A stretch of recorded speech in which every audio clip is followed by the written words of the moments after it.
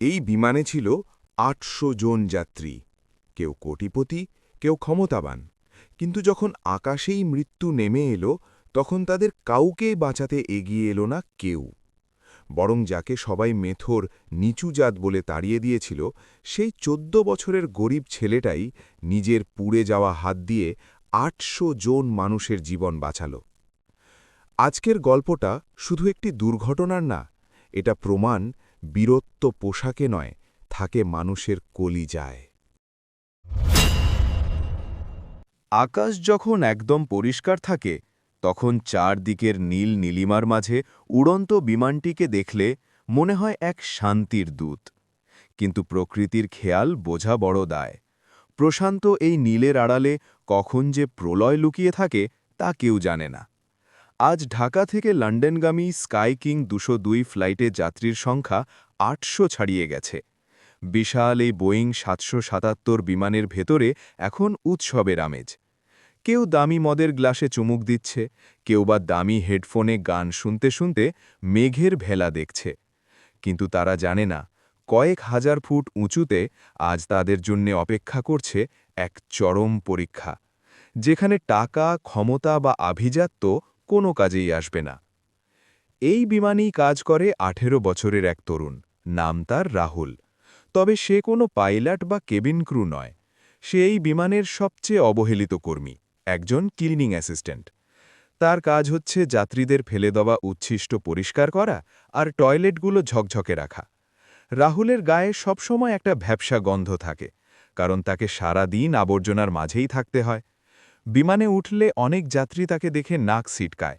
কেউ কেউ তো গায়ের সাথে ধাক্কা লাগলে এমনভাবে তাকায় যেন সে কোনো অচ্ছুত প্রাণী। দুপুর গড়িয়ে বিকেল হল। বিজনেস ক্লাসের লাউঞ্জে বসে আছেন দেশের নামকরা ব্যবসায়ী আরমান সাহেব। তার পরনে কয়েক লাখ টাকার স্যুট, হাতে দামি ঘড়ি। রাহুল যখন মেঝে পরিষ্কার করছিল, তখন অসাবধানতাবশত তার হাতের মোছার কাপড়টা আরমান সাহেবের দামি চামড়ার জুতোয় গিয়ে লাগল। মুহূর্তেই পরিবেশ থমথমে হয়ে গেল। আরমান সাহেব রাগে ফেটে পড়লেন। তিনি চিৎকার করে বললেন, এই ছোট লোক, তোর সাহস কত বড়! জানিস এই জুতোর দাম কত? তোর মতো মেথরকে এই দামি বিমানে কে ঢুকিয়েছে? দূর হ আমার চোখের সামনে থেকে। রাহুল মাথা নিচু করে বারবার ক্ষমা চাইল, কিন্তু আরমান সাহেবের দম্ভ যেন আকাশ ছুঁয়েছে। তিনি রাহুলের কলার চেপে ধরে তাকে ধাক্কা দিয়ে সরিয়ে দিলেন। রাহুল ফ্লোরে পড়ে গেল, কিন্তু মুখ ফুটে কিছু বলল না। সে জানে এই দুনিয়ায় গরিবের সম্মানের কোনো দাম নেই। রাত তখন প্রায় ১০টা। বিমানটি যখন আটলান্টিক মহাসাগরের ওপর দিয়ে উড়ছে, ঠিক তখনই শুরু হলো যমদূতের খেলা। হঠাৎ বিকট এক শব্দে পুরো বিমানটি কেঁপে উঠল। যাত্রীদের হাতের গ্লাস ছিটকে পড়ল মেঝেতে। ককপিট থেকে বিপদের সাইরেন বেজে উঠল। ক্যাপ্টেন জামান দেখলেন বিমানের বাম দিকের ২ নম্বর ইঞ্জিনে আগুন ধরে গেছে। আগুনের তীব্রতা এতই বেশি যে তা বিমানের প্রধান ইলেকট্রনিক প্যানেলকে পুড়িয়ে দিচ্ছে। ধোঁয়ায় আচ্ছন্ন হয়ে গেল কেবিন। যাত্রীদের মধ্যে শুরু হলো গগন বিদারী চিৎকার। মা তার সন্তানকে জড়িয়ে ধরছে, আর দামি স্যুট পরা ব্যবসায়ীরা তখন নিজেদের পাসপোর্ট আর টাকা বাঁচাতে ব্যস্ত। বিপদের এখানেই শেষ নয়।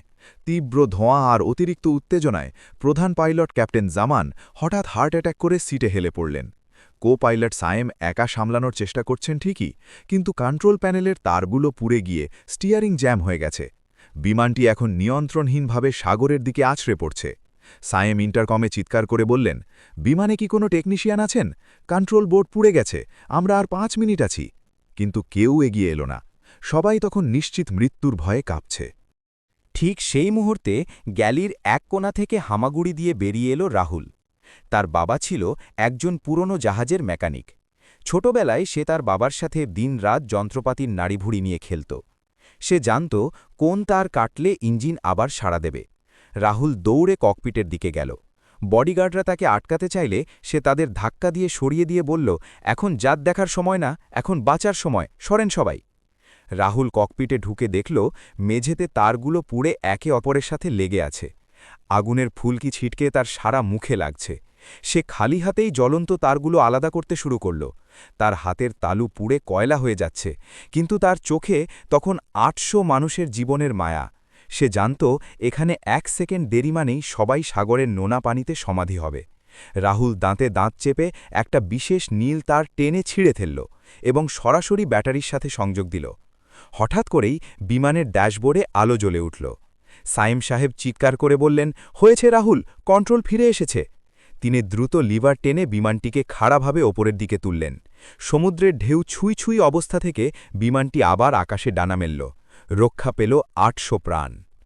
লন্ডন হিথ্রো বিমানবন্দরে যখন বিমানটি জরুরি অবতরণ করল, তখন চারদিকে শত শত অ্যাম্বুলেন্স আর ফায়ার সার্ভিসের ভিড়। যাত্রীরা একে একে নেমে আসছে, সবার চোখে মুখে মৃত্যুর আতঙ্ক কাটিয়ে ফেরার আনন্দ। আরমান সাহেবও নামলেন, কিন্তু তার সেই আভিজাত্যের দম্ভ এখন ধুলোয় মিশে গেছে। তিনি যখন জানতে পারলেন যে ছেলেটিকে তিনি মেথর বলে লাথি মেরেছিলেন, সেই ছেলেই আজ নিজের হাত পুড়িয়ে তাদের জীবন বাঁচিয়েছে, তখন তার বুক ফেটে কান্না এলো।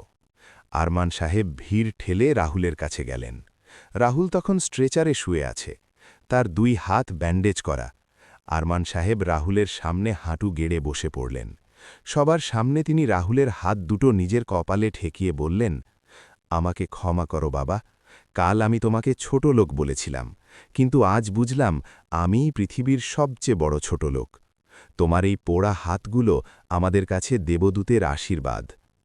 সেদিন থেকেই রাহুলের জীবন বদলে গেল।